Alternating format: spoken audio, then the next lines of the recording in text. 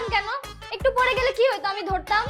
তুমি কি ভাবছো তুমি সিঁড়িতে সাবানে ফেনা ফেলবা আর আমি দেখবো না? এই সিঁড়িতে যে সাবানে ফেনাটা ফেলছো এটার জন্য যদি আমি পড়ে যেতাম, তুমি এটা কেন করতে গেলা? কেন করতে গেছি বুঝেন না? আমাদের প্রেমটা লিস্ট হইতো। আপনি কি বাংলা সিনেমা কখনো দেখেন নাই? সিনেমাতে খুব সুন্দর করে নায়ক নায়িকারা স্লো মোশনে ধাক্কা খায়, এরপর তাদের খুব সুন্দর করে একটা আই কন্টাক্ট হয়, তারপরেই তো তাদের প্রেমটা হয়ে যায়। তো আনরোম্যান্টিক কেন আপনি? তানিয়া, তুমি না এখন অনেক পিচ্ছি।